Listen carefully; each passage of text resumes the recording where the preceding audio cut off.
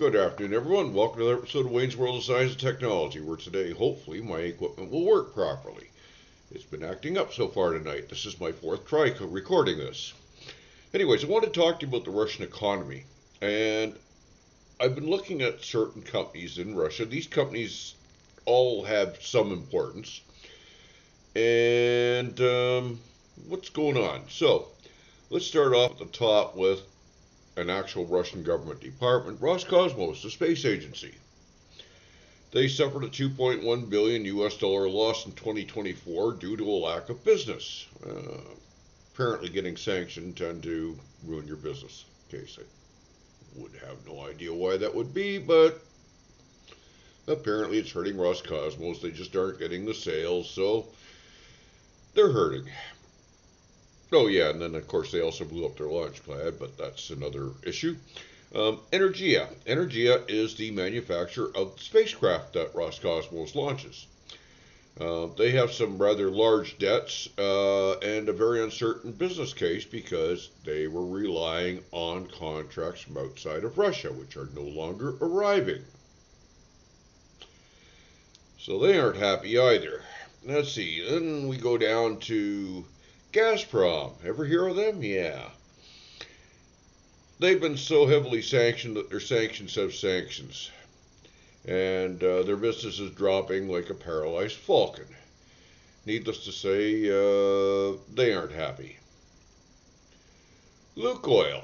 Well, Lukoil had more or less gotten away with things to a certain extent up until now. The most recent set of sanctions are hitting them like a 2x4.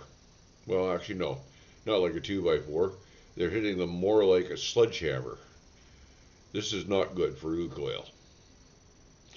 Rosneft, another fossil fuel industry company, heavily sanctioned, business dropping through the floor. They're definitely having a few problems. Then we go to Sberbank. Well, we all know that the Western banking sector cut off Russia from the Swiss trading platform, and this has really hurt Sberbank's sales to a certain extent because they relied on helping facilitate money between Russian companies and Western companies, and that ain't happening. Russian railways. Now, this is one that really confuses me. They're in the middle of a war. They're trying to export everything they can to support the war aims. So why are they seeing declining freight volumes? There's something going on here. They are definitely seeing declining freight volumes, and we're not talking like 1%. We're talking a lot more than that. They've also got $50 billion in debt, which doesn't help. I don't know what they're going to do. It's going to be interesting. Now we come to another bank. You've probably heard of VTB Bank. They, again, were cut off from the Western money trade, so they are basically having to subsist off the Russian market. Okay, this one I'm probably going to mess the pronunciation up on. Surgutneft. Highly profitable until the first quarter of 2025 when sanctions hit it like a 2x4. Or maybe like a T-72 tank turret. They're not in good shape. Well, I say they're not in good shape. They had a lot of money in their pocket, so they're not in bad shape, but yeah, it's hitting their sales. InterRAO. This is an electricity generation company, and they've been having a really unusual problem. Drone debris keeps falling on their power generation equipment. Gee, if that's what the drone debris does, how much damage it does, I wonder what an actual drone hit would do. Okay, Gazprom Bank. Well, part of Gazprom, their bank cut off by the Western sanctions, and so they can't get onto SWIFT. They're basically having to live with whatever they can get out of the Russian market. And you know that the Chinese have cut them off, and I think about the only people who deal with them are the Iranians and the North Koreans. Oh, and here's one of my favorites, Novatech. Novatech is a fossil fuel industry company that specializes in shipping liquefied natural gas by a tanker. Well, since the pipelines are all down, you'd think the tankers would be doing a great business, right? It probably would be, but Novatech ordered a whole bunch of tankers from South Korea and from a Russian company. These are Arc 7, very special tankers, in other words. They're what we call Polar Class 7.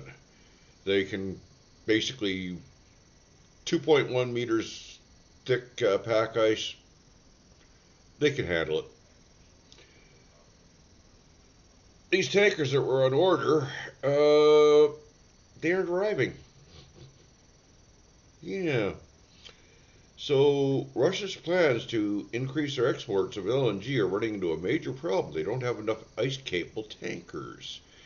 And yeah, the ones being built in Russia could possibly complete it if they could get components. They're buying a lot of the components for those tankers from the West. Well, they were. They aren't now. Norilsk nickel. Sanctions cut off external markets. This is hurting them to a certain extent. They are, of course, selling to the military, but external markets were a big part of Norilsk nickel's business. Aeroflot. Well, we know that Aeroflot, along with all the other Russian airlines, has lost their ability to visit Western markets. This has basically hit them really hard. A lot of their most profitable routes are no longer there. They just don't exist anymore. And they're having problems getting aircraft parts, and it's basically a mess.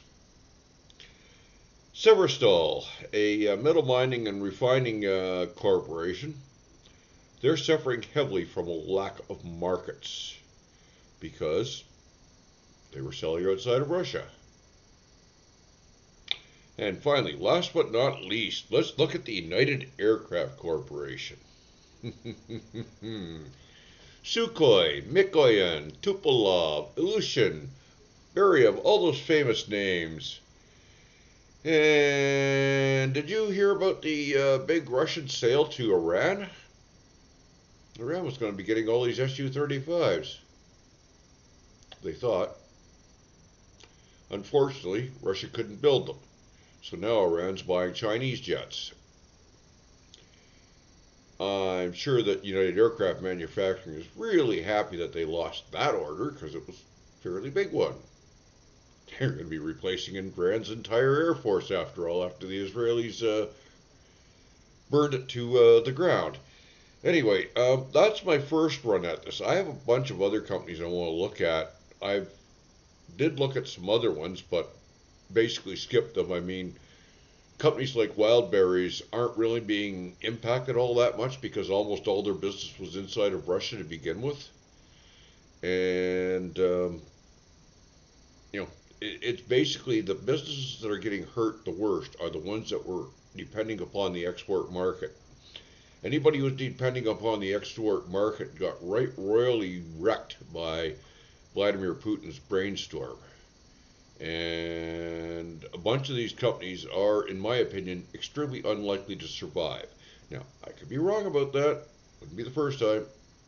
I've been wrong lots of times, but I strongly suspect that if the fighting doesn't stop and if the sanctions aren't removed really quick, a lot of these are probably going to go tits up, is the old way of putting it. Anyway, that's it for now, folks. Like, share, subscribe, and all that guff you got something out of it, and have a good day.